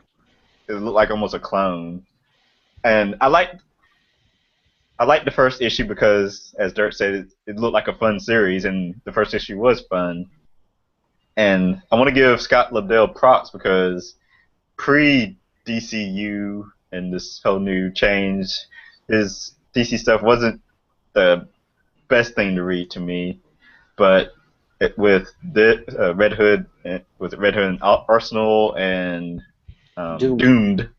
Yes. I'm enjoying both of them, and it's like, wow, this is the guy I used to read back in, I guess, the 90s on the X-Men comics. Mm-hmm. All right. Well, then going off of that, I got a couple of rapid ones to go through then. I read Red Hood, Arsenal. It was a good book. I'm kind of curious to see where that one goes. Next on the list I also like just to mention real quick, their 800 number. Yeah. They made themselves available, and so it's 1888 Red Ars. Oh, because of the first 4 letters of Arsenal. Oh yeah, and one of the guys, which has happened before, but one of the guys people, they get introduced. We wanted to call him Mr. Red and Mr. Arse. And he keeps having to say, no, it's all one word. It's not. It's shortened. So. Which it's one of those jokes that's so stupid, but at the same time, just laugh thinking about it. Yeah. So we have next Starfire number 3. There's really not much to say about it, except for the fact that she's pretty much cleaning up after the last issue's storm come through, and she's settling back into her new place because her old place got destroyed, and also a monster that ends up coming out from the last issue shows up that she ends up starting to deal with, but she also meets a new friend who apparently is may have some things in common with her, outside of just being from the area, not being from the area, but probably not being from Earth, possibly. Gotcha. We don't know. Now, Roddy, be honest with me. Are you going to keep reading this? Probably, as of right now, I probably won't go past the first arc. Okay. So all right. I think I may very well do the same thing. Stick with it through one arc. Is it still Lupacino doing the art? I believe so. It looks like it. Looks like it from the cover credits. So, I'll stick with it for at least the first arc and see how it goes. Yeah. But it's not really holding my attention. So I'm kind of disappointed by that. Yeah. Without spoiling, the humor is there, and the art is pretty nice. But yeah, I might not go past the 6. I gotcha. Well, what I was going to ask is, without spoiling too much, tell us about Master of Kung Fu number 4 and Korvac Saga number 3. Yes, was going to get to those, and we will go to Master of Kung Fu number 4 because it is the last book of that particular book, the last issue of that book. So we have Shang-Chi fighting his way to fight his father for. Well, he's not fighting for the throne of Kunlun, but he's fighting to keep his father from being on the throne. So here we have, after the events of last issue, he's fighting Iron Fist and Red Sai, who is Elektra. Let's go ahead and say it. And then that finishes up. They have a little tete-a-tete, and then he goes on to fight Emperor Zhu, who is, as we know, is the Mandarin, basically. And they have a fight. Okay. So, there's really not much else to say about that. Yeah, without spoiling too much, right? Is it fun at least? Is it a fun ending? Does it come to like a cool? It's not so much fun. Let's put it this way. You know? It seems like it could have gone another issue. It seems like they may have rushed the ending of it. Well, I think it was always solicited as a 4-issue series, though. True, but they could have expanded on it just a little bit more. Like it's like once you get to the fight and you see them, having this sparring match verbally and physically, it just gets to a point. It just kind of gets to a point and say, all right, that's that, and then it just goes down the proverbial slope of where it ends up, which is not a bad ending, by the way, but it's an inevitable one. That's not much of a spoiler because I don't think anybody would have thought any different. And it just ends right there. So, like I said, if it just seemed like once you start to get to the fight, there could have been more. There could have been more to it, and maybe that's just me wanting a little bit more, and that was not necessarily the case. But you will see the direct part where it just kind of says, well, okay, there could have been another issue in here somewhere. All right, cool. So, but it was a good read, and I enjoyed this book, which actually reminds me of something else because I was going to mention this earlier. I would imagine between this and Secret War, or not this particular book, but Secret Wars and a couple of other books that we have discussed in the past is going to make the end of the year discussion pretty easy. And that's all I have to say about that for right now. So let's get to Korvac Saga. What happened here? That's a good. Well, this is weird because I read it a couple hours ago. So after last issue where someone dies, but not really because they get brought back to life, and this is just spoiler alert. Well, this happened. This definitely happened in the first Korvac saga, so. Right. But what happens here is what we find out is that Korvac actually still has all his powers, but because of a deal he made with Doom, he vowed never to use them. But he used them to revive the person that gets killed by whatever it means in the last issue. We also come to a revelation of find out what's been going on in their world, because basically what's been going on between Wonder Man has his part of his area, and Korvac Hollywood his area, and they've been at odds, but been trying to work out a treaty, because they know all the stuff that's going on in their particular lands will eventually come under, Doom gets wind of it, and that'll be the end for everybody in that area. So they were trying to keep that under wraps, but we found out what that's been going on, what's the cause of what's been going on at the end of this issue. And as you would probably guess if you know anything about the Korvac saga, it ends up being someone directly tied to said book. Cool. So yeah, like I said, it was a decent read, but it was I don't know. I don't know if this series was really necessary, but it was cool to read for the classic standpoint. Yeah, what I was going to say is I definitely sense as the story's been told. I mean, it's nice to see some of these characters, get some shine again. Yes. but I don't know. It obviously does not have the most central storyline. It's not the most central storyline to Secret War. So Right. that's that. You have anything else? I think that's everything I've gotten. All right. I was about to say, before we get to clicks of the week, I think, Dirt, do you have any more books? Yeah, actually, Okay, go ahead. a couple others. I oddly read comics this week. I know. It's Nice. weird.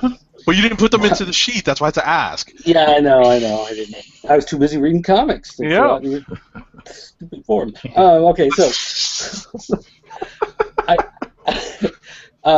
Walking Dead comic fans have the thinnest skins of anybody on this planet. I learned this week. Once again, I lamented the fact that there's no zombie attacks happening in Walking Dead anymore. Zombies are forgotten from this book. And so again, I am unhappy with what's going on in this series. But I love the TV show because the TV show actually has zombies in it. It's weird. Mm-hmm. And so, putting out a Vine about how much I dislike this, I found that there are two groups of people in this world, in the world of the Walking Dead comic, are the people who gave up on it several issues ago because there are no zombies in it, and the people who worship the ground Robert Kirkman walks on, and he can actually do nothing wrong ever in the history of mankind, and so therefore the rest of us should be killed like heretics and burned at the stake. So apparently my life may be in danger. I don't know. Because I am not the biggest fan of this, of what's happening in the Walking Dead storyline. If you like zombies, do not read The Walking Dead. Oh, no! Because, I mean, it is literally, this is what's happening in the last few issues. Agrarian societies are having a border dispute. That is your current synopsis of The Walking Dead. Lovely. Now, again, I used a $10 word, so I'll try this again. A bunch of farmers are mad about where the fence posts are. That is essentially what is happening in The Walking Dead right now. And it's just, like, it's driving me crazy. Like, he must, I gotta think he's building up to something where everything just gets totally flattened and annihilated and zombies are going to overtake everybody. I mean, that has to be where it's going because this is just so stupid. But anyway, so if there are threats on your lives for me, before you go off that, before you go off of that, isn't realistically the Walking Dead not so much about the zombies as opposed to the humans in the world dealing with the apocalypse and them trying to survive in it? Pretty more like the human condition. At this point, though, there's no struggling to survive on anything. I mean, at this point, it's basically people, frontier folk, except they have little pockets of what used to be technology sitting around every once in a while, or memories of what a greater world could have been. But for the most part, it really is discussions about farming and people. Trying to find horses to hitch to their wagon, and I mean, I know you're supposed to deal with the fallout of what happens when society collapses, but it has now gotten to the point where there is a society, and the society is people have rebuilt small little villages and have banded together, and now you've just got backwoods Game of Thrones, basically. I mean, it's it is just the fact that people die and then they are reanimated is just kind of like a quirky thing that happens in this reality. It's no longer any sort of threat or any sort of issue that they have to deal with. It's just kind of one of those random things. I gotcha. So, okay. So yeah, so not a fan. Let's see. What's that? I read. Star Trek Green Lantern. I know, and that's the same thought that I have every time I look at the. That's a terrible cover, by the way. Just laughter. That's a terrible cover. I'm sorry. I'm sorry. I apologize right now to the artist because I absolutely blew up his or her spot. But that's terrible. But anyway, as much as this series shouldn't work, it does, and it's just weird how many parallels you can draw between the two sagas and how well it actually works together, and the way they play with the colors and the personalities of the people on the Enterprise. It makes too much sense. Like, it really blows my mind when I think about how well it actually works crossing these two properties over. And when you think about people who wear fancy colored rings and fly through outer space, it's really not that different from people in a giant saucer with a couple tubes stuck on the back that fly through outer space. And every human that they meet in outer space is just a human with a funky forehead. I mean, that's how they do aliens on Star Trek. It's Right. Everything that's ludicrous about one, you can find something that's just as ludicrous about the other. But the things that make one so much fun and great, you can find being so much fun and great in the other, and they just play off each other so well. It's really just one of those crossovers. If I was 12 years old, this would probably be what I'd be scribbling on the front of my notebooks, in the middle of math class, is drawing, a Spock with a power ring. It just works. Let's see what. Oh, I'm going to say this. I actually read Clarence. I don't know if anybody's been watching the cartoon on Cartoon Network, but it's actually become one of my favorites. That's a thing. Oh my God. You've mentioned this before. Yeah. And this comic just gets the spirit of the show so perfectly, because the show is it's one of those Cartoon Network shows, so it's bizarre. Things don't really make sense even in cartoon logic, where you lose standard logic. This is also one of those shows that even goes outside of those realms of logic, but it's fun. It's always positive, reaffirming, which is good for children, that type of thing. But this just captures that so well. I just always feel good after reading these books, despite some of the crazy things that they do. I got to recommend at least check out the cartoon. Turn on Cartoon Network sometime when Clarence is on and check it out. It's just fun. All right. Lantern City. This is the steampunk series that's coming from Bruce Boxleitner and his friends. Our main hero killed one of the stormtroopers, so to speak, of this universe and took his place. And because everybody wears a helmet, and they are these faceless guards, no one knew what this guy actually looked like. So they unmask him, and nobody knows what he looks like. And so they're just like, oh, okay, well, there's the guy. He keeps falling deeper and deeper in this rabbit hole, and every time he gets deeper, he thinks that he's going to find answers, and he just finds more questions. And as someone who lived on the streets and watched the rich people living overhead, he's having one of these moments where he thinks that the rich people have everything figured out and their lives are perfect and everything goes their way, and he finds, the deeper he goes into their world, the more everybody's the same. Nobody has the perfect life. Nobody has the answers to some of these questions, and everybody is just a cog in their machine doing their thing. And it's fun that it plays off of those expectations. It sets itself up as being a book about class warfare, and it's really not. It really plays itself more about just the universal human conditions, and that's something that I really enjoy. And the artwork is really good.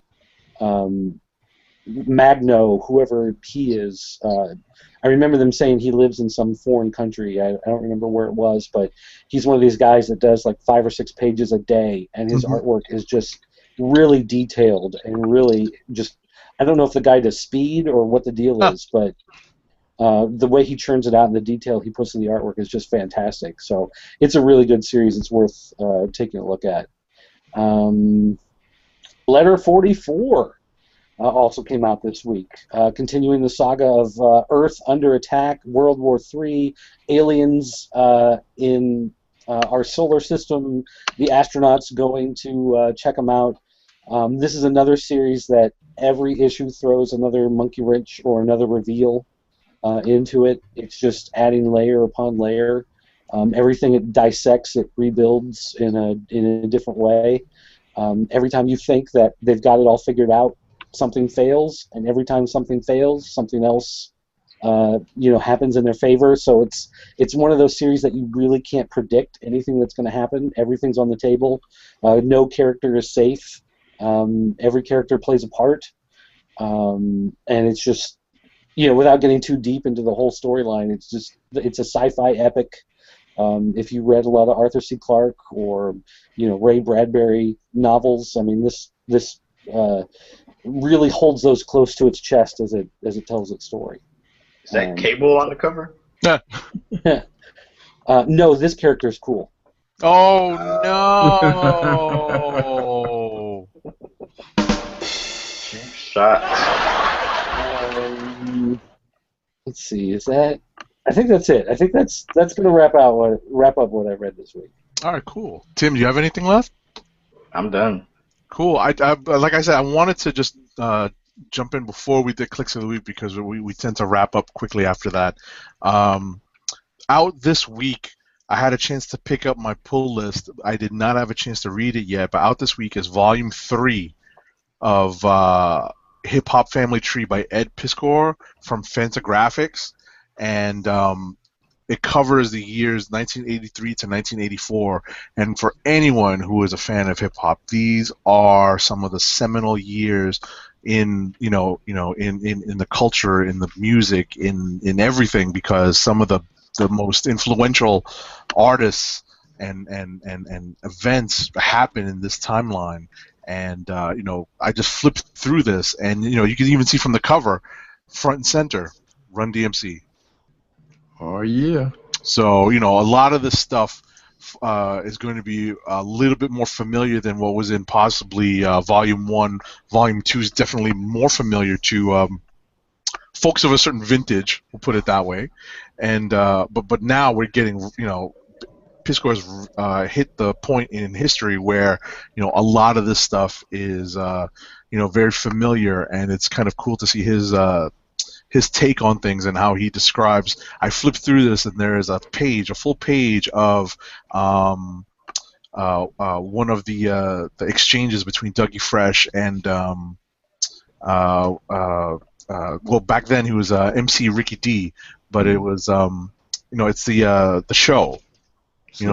Exactly, Slick Rick, that starts with Lottie Dottie, the part of the show when he goes into Lottie Dottie. So it was a pretty cool page, but yeah, this is pretty cool.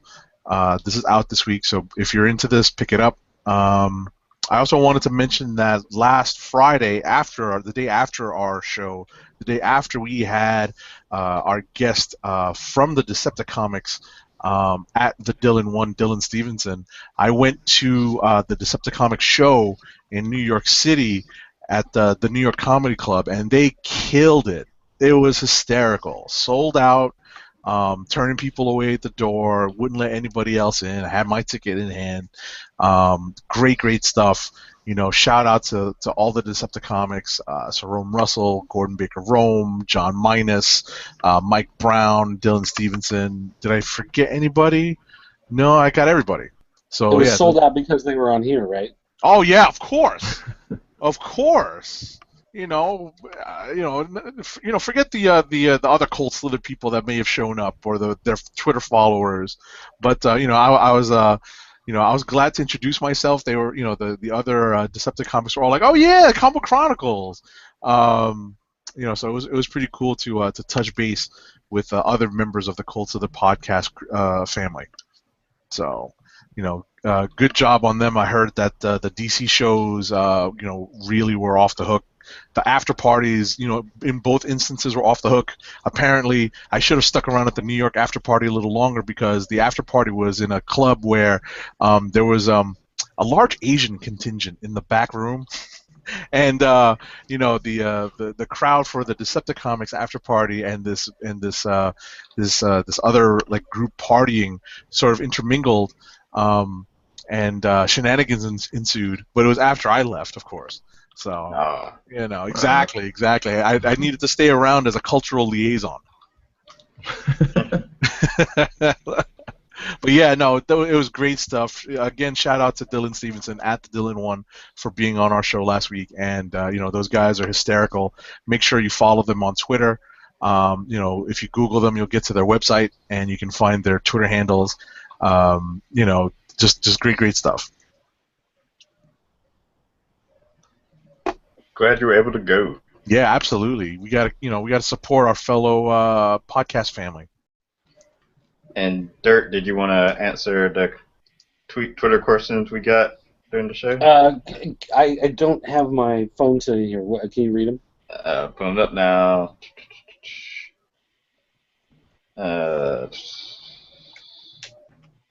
Do you still have those bundles of Mad Hatters? What? All right. Okay. So, Kenner Toys was absorbed by Mattel, and Mattel for years didn't really have anything for them to do, but they bought the property, they bought the brand, they had all the licenses and whatever. So they were trying to find stuff to basically fill their time, so they gave them the DC license, and that's when you saw that glut of toys in the 90s of Neon Flash Batman and Shadow Supreme Batman, and Batman with like the bright orange Dayglow wings, lighter, and all that kind of stuff.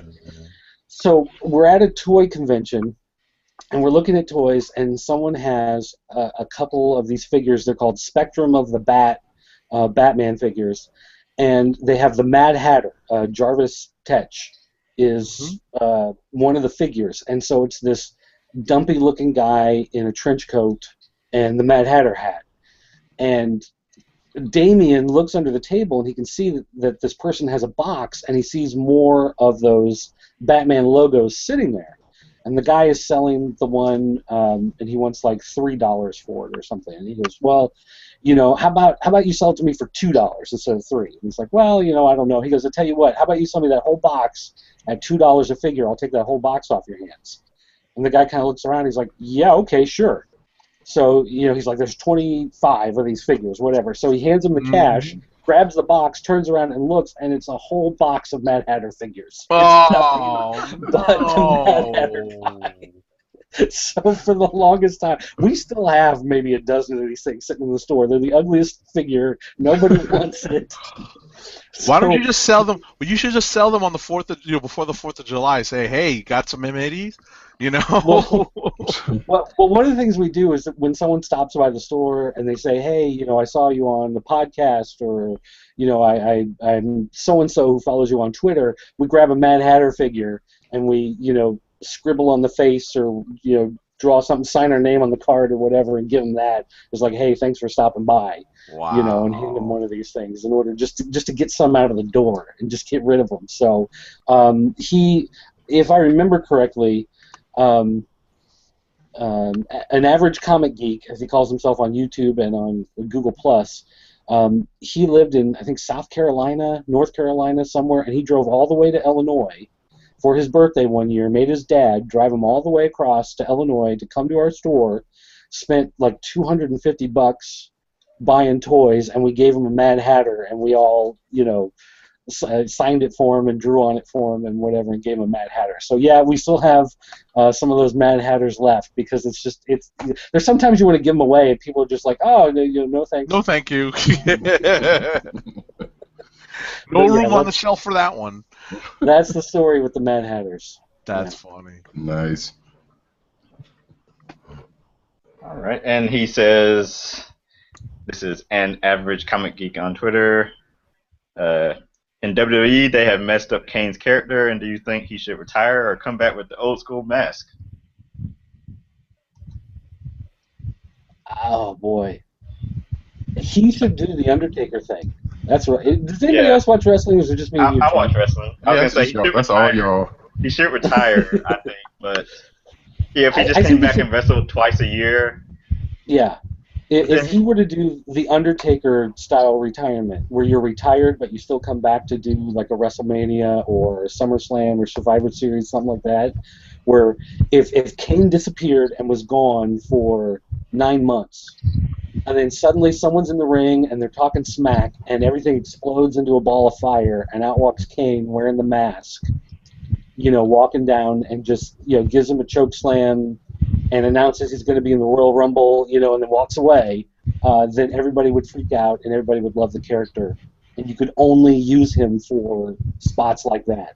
Him being on there every week is not, You lose the drama.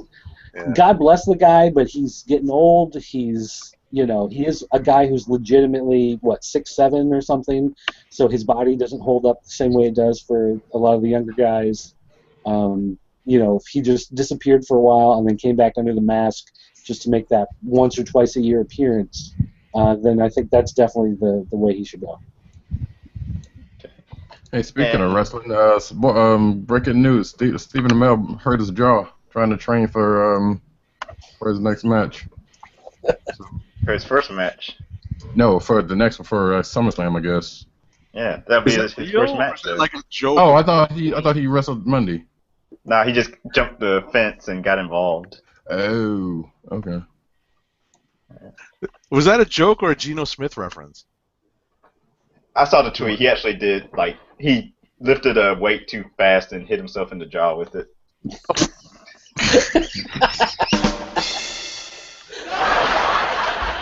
The weight just jumped up and bit me. Oh my god.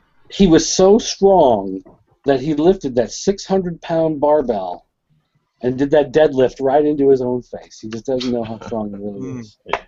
His own strength is deceiving. I wonder if an average geek was at Heroes. I wonder if I missed him. Because you said he was in South Carolina. Yeah, he's from one of the Carolinas. I don't remember exactly, but somewhere in that area. Didn't I hear something about Green Arrow becoming Green Arrow this next season? Yeah, they're going to. I think they're going to address that in the first episode or two or something like that. Or I'm not sure how. Triple H called him Green Arrow on Monday. Of course, he doesn't know any better. Yeah, but also if that's the way that they're going with the character, they would tell him to do that, now just to get people acclimated to it. Yeah, and as a matter of fact, around that same time, he was like, "Nah, he's not doing the beard, for whatever other reason." Clicks of the week.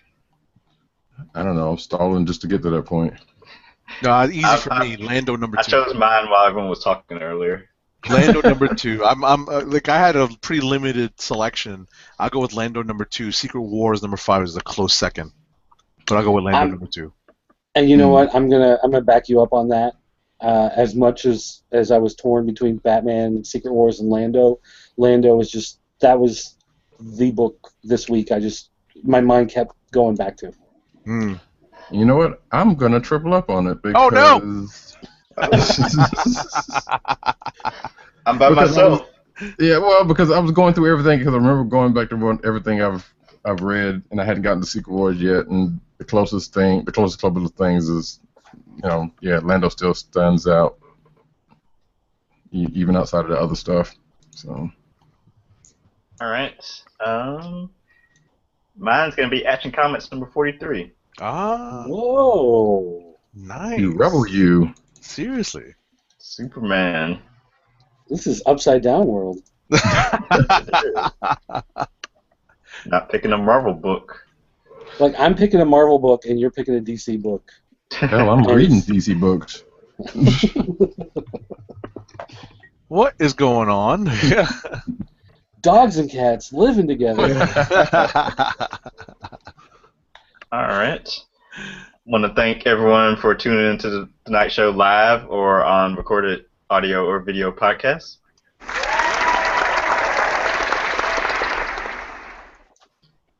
Oh, and of course we record live every Thursday night, 9 p.m. Eastern Time. Follow us on our individual Twitter accounts. I'm at TimDOGG98 and at CBCron. Roddy Cat is at Roddy Cat and at News Nerds Need. Nice product placement. Agent 70 is at Agent_70. And Dirt is at PCN_Dirt and PopCultureNetwork.com. And with that, we'll be back next week to talk more comic book news, TV movie news, reviews, and much more. We are the Comic Book Chronicles, and we are signing off. Hey!